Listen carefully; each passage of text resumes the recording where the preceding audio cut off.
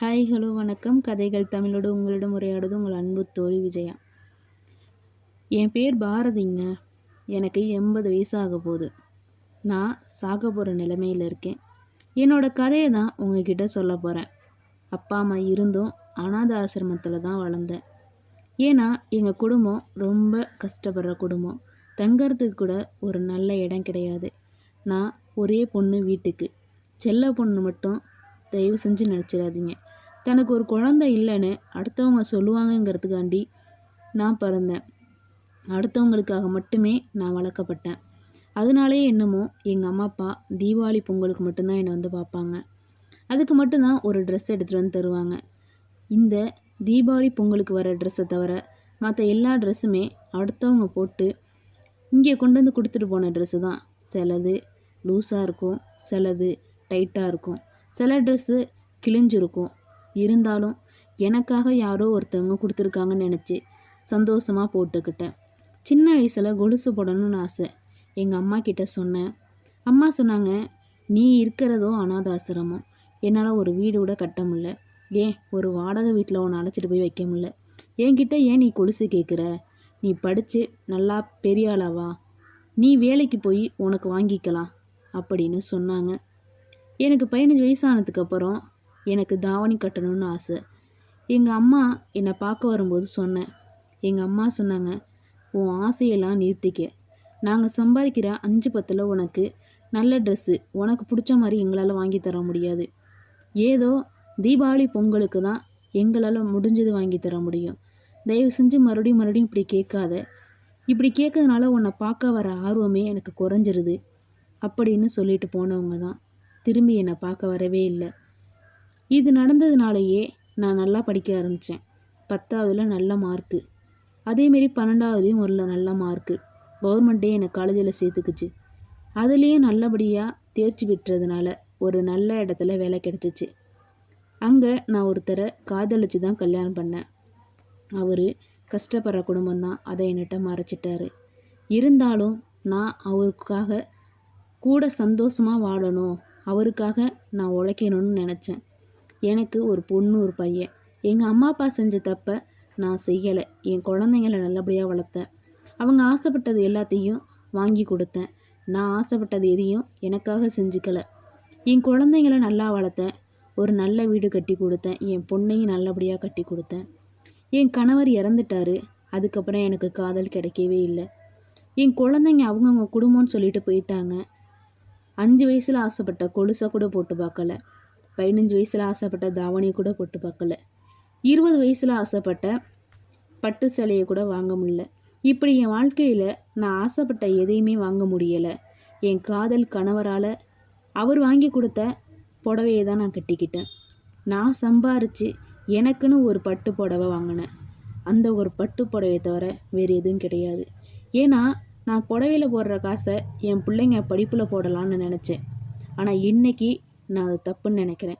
என் குழந்தைங்கள வளர்த்தது தப்புன்னு நினைக்கல. என் ஆசைகளை நான் மறந்தது தான் தப்பு. எனக்கு 50 வயசாக இருக்கும்போது கடைக்கு நாங்கள் போயிருந்தோம். அப்போ என் கணவர் இருந்தார். எனக்கு கோல்டுலேயே கொலுசு வாங்கி கொடுத்தாரு. அதை என் காலில் வச்சு பார்த்தாரு, நான் என் பொண்ணு காலில் வச்சு பார்த்தேன். எனக்கு 30 வயசாக இருக்கும்போது வெள்ளி கொலுசு வாங்கி கொடுத்தாரு. அதை என் காலில் வச்சு பார்க்கல, என் குழந்தை காலில் வச்சு பார்த்தேன். இப்படி ஒவ்வொரு தடவையும் எனக்காக என் வீட்டுக்கார் செய்யும்போது என் குழந்தைங்களுக்காக வச்சு பார்த்தேன். இன்றைக்கி 80 வயசாகுது. இன்றைக்கும் அதே அனாத ஆசிரமத்தில் இருக்கிறேன். ஏன்னா என் பொண்ணுக்குன்னு அவங்க குடும்பம் இருக்குது, என் பையனுக்குன்னு அவங்க குடும்பம் இருக்குது. ஆனால் எனக்கு மட்டும்தான் பிறந்ததுலேருந்தே குடும்பம் இல்லாமல் போயிடுச்சு. இப்படி தான் நான் புலம்புறேன். இந்த கதி உங்களுக்கு வரக்கூடாது. தயவு செஞ்சு உன் கணவர் உன் குழந்தை உன் கூட தான் இருக்காங்க, இல்லைன்னு நான் சொல்லலை. ஆனால் உன்னுடைய ஆசைகளையோ உன்னுடைய கனவுகளையோ உங்களுடைய லட்சியங்களையோ யாருக்காகவும் பறி கொடுக்காதீங்க. 15 வயசில் மட்டும்தான் தாவணி கட்டணும், 30 வயசில் கட்டக்கூடாதுன்னு தாவணியை தயாரிக்கிறவங்க சொன்னாங்களா? இல்லை, தாவணியை சொன்னிச்சா? 5 வயசில் தான் கொலுசு போடணும், 10 வயசில் தான் போடணும், 50 வயசில் கொலுசு போடக்கூடாதுன்னு வேறு யாராவது உங்ககிட்ட சொன்னாங்களா? இல்லை 30 வயசில் கொலுசு போடக்கூடாதுன்னு வேறு யாராவது சொன்னாங்களா? அவங்கள எதிர்த்து ஒரு வார்த்தை சொல்லுங்கள். ஏன் காசு, என்னோட கால், நான் வாங்கின கொலுசு நான் போடுவேன்னு சொல்லுங்கள். அடுத்தவங்க சொல்கிறாங்கங்கிறதுக்காண்டி உங்களோட சந்தோஷங்களை இன்றைக்கி புதைக்கிறீங்க. அடுத்த ஜென்மத்தில் இதே பாரதின்னு நான் பேர் வச்சு இதே பாரதியாக பிறந்து இதே பாரதியோட கனவுகளை நிறைவேற்ற முடியுமானா கண்டிப்பாக கிடையாது. இது பாரதியாகிய எனக்கு மட்டும் இல்லை, உங்களுக்கும் தான். இப்போ நீங்கள் சந்தோஷமாக இல்லைன்னா எப்போ தான் சந்தோஷமாக இருக்க போகிறீங்க? அதுக்காக நீங்கள் கெட்ட வழியில் போங்கன்னு நான் சொல்லலை, அம்மா அப்பா மதிக்காதீங்கன்னு சொல்லலை, எல்லாரும் அனாதையாயிருவீங்கன்னு நான் சொல்லலை.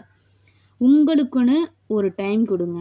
உங்களுக்குன்னு ஒரு சந்தோஷமான இருக்க சூழ்நிலையை உருவாக்கிக்கோங்க. ஓடிக்கிட்டே இருக்காதீங்க, மிஷின் போல் ஓடாதீங்க. இது ஒரு குட்டி கதை தான். இந்த கதை உங்களுக்கு எப்படி இருந்துச்சு? அடுத்து இன்னொரு கதை சொல்கிறேன். ஒரு சின்ன பையன் சோமு நல்லா படித்தான், நல்ல ஒரு வேலைக்கு போனான் கம்பெனியில் அவனுக்குன்னு ஒரு பேர் உண்டு. எல்லா வேலையும் இழுத்து போட்டு செய்வான். ஓனருக்கு ரொம்ப பிடிச்ச பையன். ராமுன்னு ஒரு பையன் நல்லா டப்பா அடிப்பான். டப்பானாங்க எல்லாருக்குமே தெரியும், யார் யார் என்னென்ன செய்கிறாங்க, யார் யார் எங்கெங்கே நிற்கிறாங்கன்னு அவன் போய் அப்படியே ஓனர்கிட்ட சொல்லுவான். அவனும் ஓனருக்கு பிடிச்ச பையன்தான். இப்படி அடுத்தவங்கள பற்றி சொல்லியே ராமுக்கு சம்பளம் அதிகமாகிட்டே இருந்துச்சு. சோமுக்கோ அதே 8000 நின்றுச்சு. ராமு 16,000 வாங்கினா, சோமு வெறும் 8,000 வாங்கினான். சோமு ஒரு நாள் நினச்சான், நம்ம இந்த 6 வருஷத்தில் ஒரு நாள் கூட லீவ் போடலை, நம்ம சந்தோஷத்தை நம்ம அனுபவிக்கலை. தீபாவளி, பொங்கல், நல்ல நாள், பெரிய நாள் எல்லாத்துக்கும் வேலைக்கு வந்தோம். ஆனால் ராமு அவனுக்கான சந்தோஷத்தை அவன் அனுபவித்தான். என்ன செஞ்சான்? அடுத்தவங்களை பற்றி போட்டு கொடுத்தான். இதனால் அவனுக்கு சம்பள உயர்வு தான் கிடச்சிச்சு. நமக்கான தகுதி இந்த வேலை கிடையாது, நமக்கு இன்னொரு இடம் கிடைக்கும், நம்ம திறமைக்கு வேறொரு இடம் கிடைக்கும் அப்படின்னு அந்த இடத்த விட்டு அவன் வேலையை விட்டு நின்றுட்டான். அவன் நின்னதுக்கப்புறம் நிறைய வேலை பெண்டானுச்சு, நிறைய வேலை நிலுவையாக இருந்துச்சு. ஓனர் வந்து கேட்குறாரு, ராமு திட்டுறாரு, இந்த வேலையை ஒழுங்காக செய்ய மாட்டியா? உனக்கு 16,000 நான் தண்டமாக கொடுக்குறேன். 8,000 கொடுத்த சோமு கூட உண்மையாக இருந்தான். நீ எப்போவுமே இப்படி அடுத்தவங்களை பற்றி பேசுறதுக்கு மட்டும்தான் லைக்குன்னு சொன்னான். நீங்கள் நினைக்கலாம் அங்கே நிறைய பேர் ஒர்க்கர்ஸ் இருந்திருக்கலான்னு. இருப்பாங்க. லைஃப்பில் 2 பேர் மட்டும்தான் ஓனருக்கு ரொம்ப பிடிச்சவங்களாக இருப்பாங்க. ஒன்று நம்ம மாடு மாதிரி உழைக்கிற ஒரு ஜென்மமாக இருக்கும், இன்னொன்று டப்பா அடிக்கிறதா இருக்கட்டும். நீங்கள் கண்டிப்பாக இதை கேட்குற நீங்கள் உண்மையாக உழைக்கிறவங்களா தான் இருப்பீங்க. மோஸ்ட்லி டப்பா அடிக்கிறவங்க கேட்க மாட்டீங்க. ஏன்னா டப்பா அடிக்கிறவங்களுக்கு டப்பா அடிக்க மட்டும்தான் தெரியும், அடுத்தவங்க வீடியோ பார்க்கணுன்னு கூட தோணாது. உங்ககிட்ட சொல்கிறேன், நீங்கள் இதுதான் நம்ம வாழ்க்கைன்னு நினச்சி நீங்கள் அதே இடத்துல தேங்கிட்டீங்கன்னா அதே 8,000 வாங்கிட்டு காலம் முழுக்க இருக்க வேண்டிதான். உங்களுக்குன்னு உங்கள் திறமைக்குன்னு ஒரு இடம் இருக்குது, கண்டிப்பாக கடவுள் அதை கொடுப்பாரு. வேலை போயிடுச்சு அப்படின்னு கிடையாது, உங்களுக்கான ஒரு மரியாதை கிடைக்கலன்னா அந்த இடத்துல நீங்கள் இருக்கணும்னு அவசியம் கிடையாது. கண்டிப்பாக நீங்கள் போனதுக்கப்புறம் உங்களை நினச்சி ஃபீல் பண்ணுவாங்க. ஆனால் உங்களுக்கான உங்கள் திறமைக்கான சம்பளம் உங்களை வந்து சேரும் அப்படின்ற ஒரு 2வது கதையோட இந்த கதையை முடிக்கிறேன். இந்த 2 கதையும் எப்படி இருந்துச்சுன்னு மறக்காமல் கமெண்ட் பண்ணுங்கள்.